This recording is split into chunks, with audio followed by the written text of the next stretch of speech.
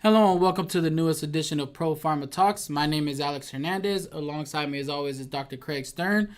And today we're going to be talking about how generics and biosimilars compare against branded drugs. See? I didn't say it that time. Yeah. All right, and how they compare against branded drugs. And, well, first, why are we talking about this? Yeah, that's a good question. Let me, I propose this and let me address it. When you look at what's going on in the news today, it's a very common topic. Everyone's talking about how do you lower the cost of drugs. Yeah, we've talked about it not directly, but we kind of talked about how do you lower the cost of healthcare and how can everybody afford healthcare. This might be one of the ways. Well, one of the obvious ways has always been take a brand. If a generic is available, go to a generic and you save about half the cost or more. Right. So that's been the issue. But one of the most common questions that we get is, are generics any good? Right. Are they equal to brands? Are we getting a good effectiveness? Are they safe? Are we increasing our risk of anything when we do it? And so I thought it necessary for us at least to bring this up because it's an old topic. I've written about it before. We've talked about it before. But we need to address this issue of what are these generics? Are they safe? Are they effective? And what about them? Yeah, and when you approached us about the topic, I thought it was important to kind of draw a connection so that those watching or listening at home could understand generics don't need to have this stigma attached to them, much like when you're at a grocery store and you're trying to buy cereal, right? Where do people usually go to? They want to go to brand because they feel it tastes better, it's probably better for you, or vice versa, like Kroger versus Kellogg, or when you're buying clothes, whether you get the off-label or you get Louis Vuitton, Gucci, that kind of stuff. Yeah. So in relation, when we talk about drugs, it's not necessarily the same when generic versus the brand name stuff. And one important thing for us is, and it's real and there's nothing wrong with it, is that marketing matters. Yes. So when branded drug companies are out there and they're talking about their particular drug and the benefits of it and the quality and the effectiveness, what they're doing is establishing a branded concept. Right. If you bring in the generic, then the question is, well, wait a minute, maybe all of the marketing claims are not true because they be true of the generic as well as the brand. And in fact, they are. Right. So then let's get into it. Let's define what a generic drug is. Sure. Right. First of all, the Food and Drug Administration has a very specific set of criteria that identifies what generics are, that they're identical to brands. They may have different fillers, they may have a different color or a different shape, but they have exactly the same active ingredient that is in the brand. And arguments that say that, well, it's not the same, or that because of the filler it's not the same, is really a marketing argument that has no weight. It is terribly important that we understand that generics are made by major manufacturers. So, for example, Pfizer has their own generic firm. Right. Teva, that is the largest generic manufacturer in the world from Israel, also has branded product, Beta-Seron, and also that they have for MS and some other products. Sandoz and Novartis, that are major brands, have their own generics.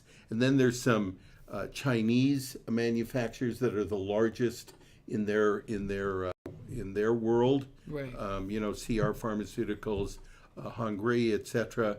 Yangtze River Pharma. Mylan is a huge generic brand that is made from West Virginia. And EMS, one of the largest companies in Brazil. So we're not talking about companies that no one has ever heard of, right, that has cooked something up in the bathtub. They have a branded side and they have a generic side. Yeah. So it's terribly important when someone's talking about fillers and the rest. that all is a marketing claim. We're not talking about issues that really have some value. We have identical product. We have, maybe it's a different color or something that may affect somebody.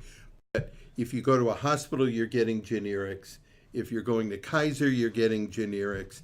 If you're going to any of the major health plans, public health plans that deal with Medicaid, are getting generic. Medicare, for all of those people who use Medicare, are getting generic. And to be fair, one doesn't pick up the paper every day and see a huge thing that somebody has died or gotten sick over taking a generic. It just doesn't happen because it's not real. And the reason why we're talking about generics is you said it has the same active ingredient. It works the same way as most brands. It's just maybe 75% cheaper in some cases. Well, it's at least 50%. At least. And commonly 75% or more cheaper than the brand. When the brand first loses patent protection, there is a federal law that says that the first generic manufacturer into the market gets 6 months worth of exclusivity.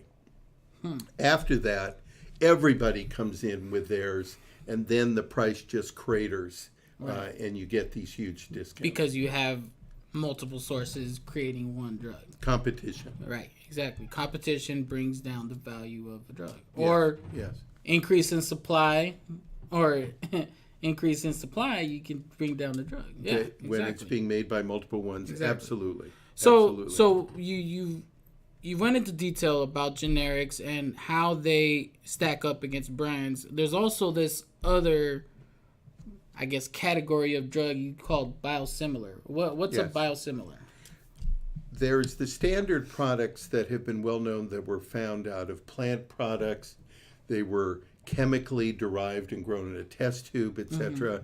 Those are very standard kind of products. And they cover an enormous group of things, from drugs that treat cholesterol and high blood pressure, and drugs that deal with thyroid disease, etc. Okay. But there are now, and it's almost 50% of all drug spend, is what's known as specialty drugs. These are drugs that are very expensive, frequently given by injection, whether you give it to yourself, whether the doctor or nurse has to give it to you. They're drugs that are given for cancer, for arthritis, rheumatoid arthritis, for MS, multiple sclerosis, cystic fibrosis, etc. These drugs are known as specialty, and in this case, the question is, okay, they have patent protection. Right. What happens when they lose patent protection? And in this case, the quote generic version is the biosimilar. The major difference here is that where the active ingredient is not identical because it was grown biologically in a vat, so you can't get identical product, but you can get product that is the same, highly similar but not identical. And clinically, the fact that you get no clinical differences between using the Pioneer product and the biosimilar. What does that mean? It means that major companies like Amgen and Genentech and Gilead and others that make these specialty products, they're also making biosimilars. So in that regard, the same argument that occurs in the brand and generic for the standard drugs also exists for the biosimilars. That's interesting. So biosimilars, they kind of work in the same way as generics, but they're not exactly the generic version, right? No, and the FDA has specific criteria that delineates a biosimilar different from a generic, because a generic is totally identical. Right. You make the product, for example, in a test tube, use exactly the same thing, it's identical. You do biosimilar, it's very similar, it's not identical because it's being made from a vat, from a living organisms that are making it, and so there is some distribution. a common argument, and this, by the way, is the perfect place to bring it up. A common argument against generics was that, well, they're not exactly the same because they have this tolerance where they have to be 75% one way or the other of the branded product. But in fact, that's a misreading of what's going on. Okay. The whole tolerance issue was to ensure the fact that the generic didn't vary from lot to lot, from tablet to tablet, etc. Brands have the same issue. Brands, you want to make sure, have a certain tolerance with regard to the strength and the dosage form. Well, when they made generics, the FDA said there has to be a minimum amount of variation so that, in fact, when you're getting it, it isn't variable. It is the same thing. Right. Many people use that as an argument to say, well, it's not the same thing. That misreads it as a misunderstanding of what's going on. That isn't true. It was purely a matter to ensure the fact that if I'm going to make a duplicate of Alex Hernandez, if that's, of course, possible, right? In a test tube, probably. In a test tube, yeah. That, in fact, it's going to be the same as Alex Hernandez. It's going to have black hair. It's going to have black eyebrows. It's going to have the same face, same build, etc. And maybe from lot to lot and Alex Hernandez to Alex Hernandez, there's a slight variation, but it's not enough that anybody can notice. Like you have an identical twin and another identical twin, and in fact, they're all identical, so in fact, you're dealing with the same problem. But of course, they're not all as charming as I am. They're not as charming as you are, no question. They're different. Like they're one's not angry. as handsome. Yeah. They're not as charming. Yes. One's not more as in smart. touch of their feminine side. I mean, it's there's different variations. the important. I'm sorry. Go ahead. But not to get off topic here, but some of these generics and biosimilars, they're not always exactly the same. Generics, even so, they're identical, but they look different.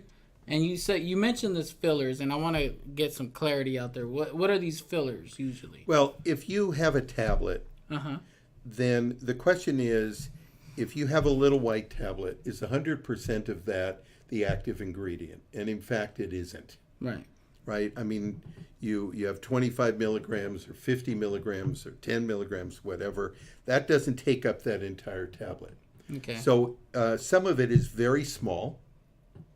And so if you have it, you need a tablet that you can get your hand on, that you can hold, that you can put in your mouth, etc.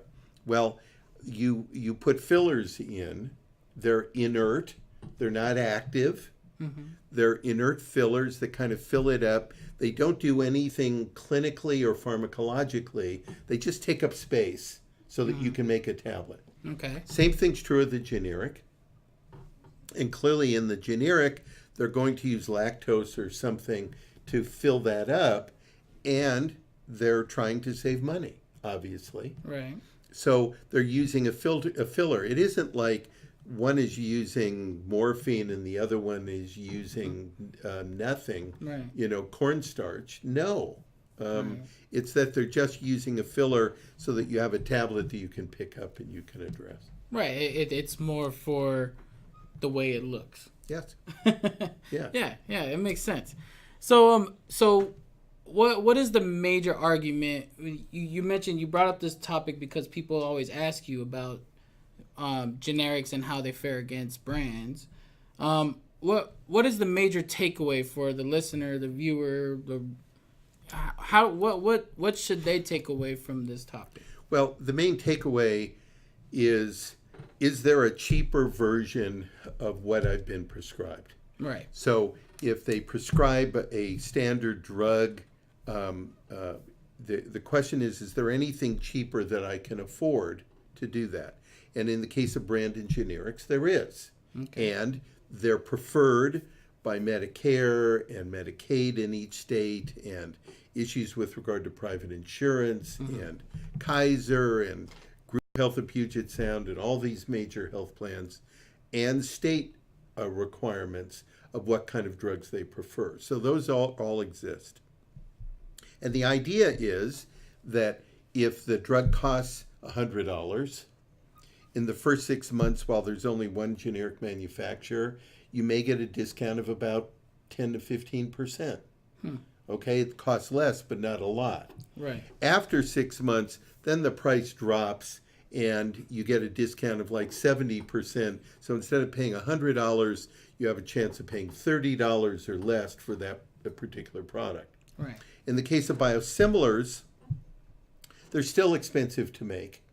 And the history, there's a big history in Europe who has been using biosimilars for longer than the United States. And in that case, they saw that there was about a 15% discount, like what you'd see in that first 6 months of a generic. Okay.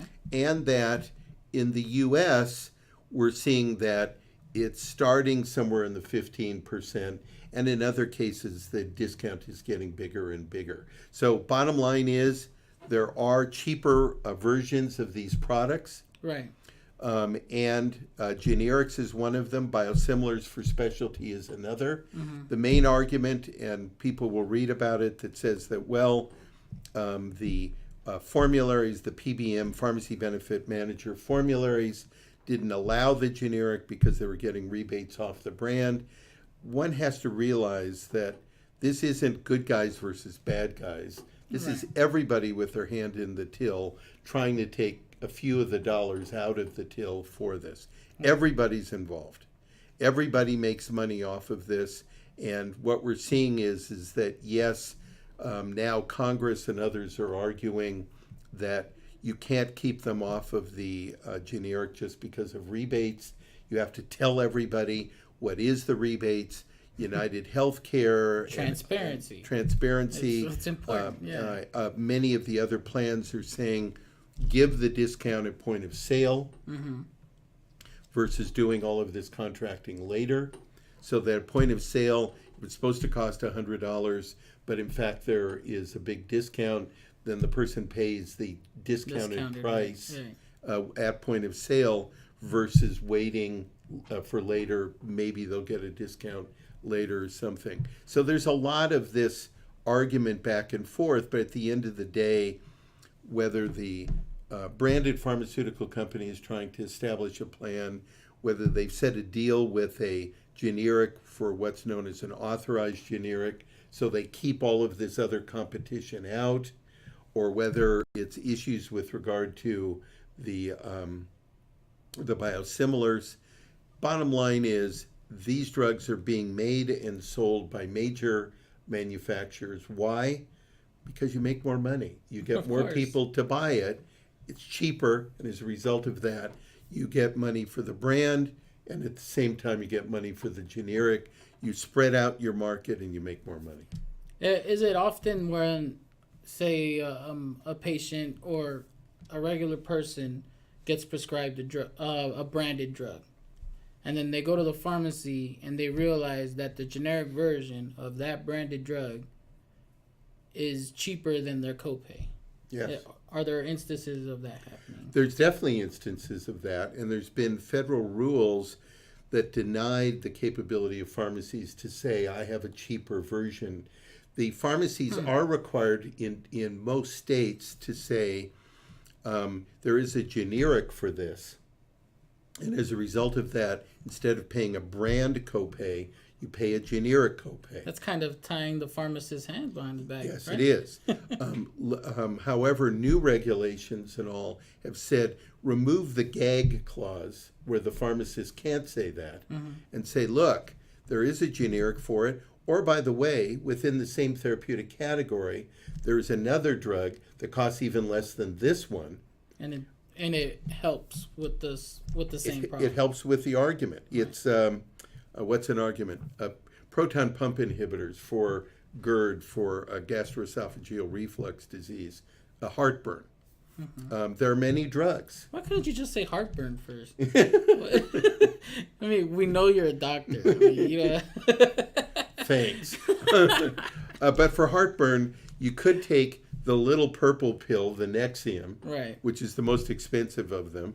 You could take Prilosec, which is one of the cheapest ones, or you could take even the generic omeprazole. Well, remember removing the gag clause allows the pharmacist to say, if you want to pay for Nexium, okay, but understand that there are at least a half a dozen drugs in this category. They all work exactly the same way. They get exactly the same benefits.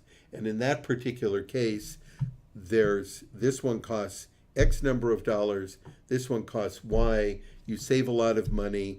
Your choice, do you want to save or not? These gag clauses being removed will be a major impact where pharmacists can say, there is a less expensive option. Well, pharmacists can step in and provide more of a benefit to its clients. Yes, they can. Yeah, they can. And it makes sense. And we hope to see more generics being used throughout the country. I mean, we have nothing against brands. Brands are okay. I mean, people want to use brands. They should be able to buy the brands. But to know that there's a generic alternative, I think is crucial for at least this country. Yeah, well, I think it's important. This isn't anti-anything. Right. If you have the money and you want one product, you buy it. It's like, if I want to drive from A to B, I can buy a Rolls Royce to do that, or I can buy a Prius. It's my choice.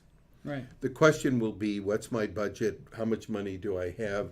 Do I have it where I want to buy a Rolls Royce, or do I have it where I want to buy a Prius? So I get to work. choose. I'm saying just for the analogy. They both work. They both do the same thing. One actually costs you more in the long run because they only get like 10 miles to the gallon on the Rolls Royce, I think. So, but with the Prius, you can save a lot of money in the long run, and most Priuses you don't even have to put in gas. Yeah, well, this isn't a sales pitch for a car.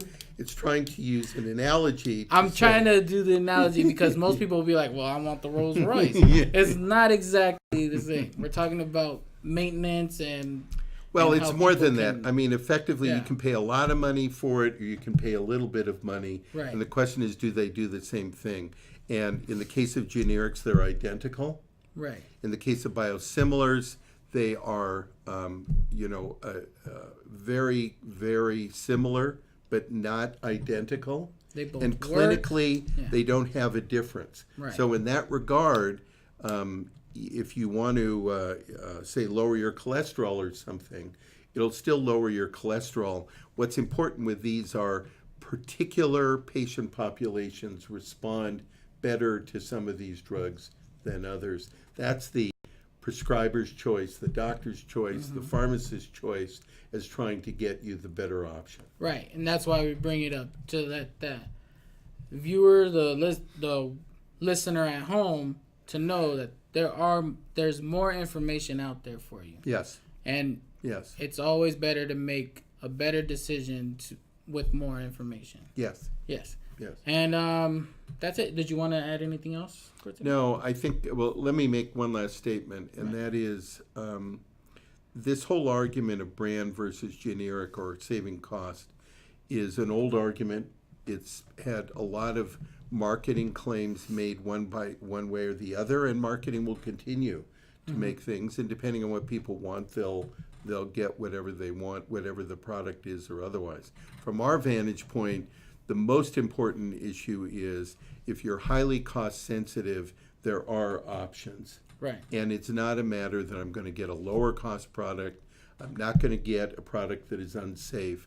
I'm going to get the same product, whether it is the standard drug or the specialty drug, and major manufacturers are all making this, so you can depend upon the fact they can't afford to have the stock market find out that they're putting out bad product. Right. There has been, for example, a huge recall of product from China for a particular type of drug that's used for high blood pressure, and that's because of poor manufacturing product. But when you raise the level to this, the particular level, carcinogen or something that can cause cancer, is a very low level.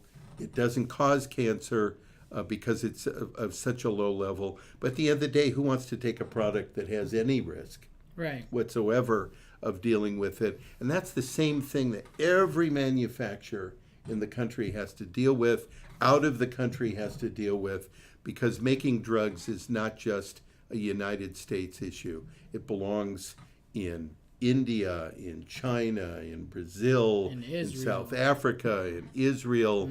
There's a host of drugs that are calmatives for anxiety that are made in Italy. It's all over the world, and clearly quality becomes an issue for everybody. So end of day, there is an option for saving money. It's the same thing. Remove those arguments from the decision and then make up your own mind what you want.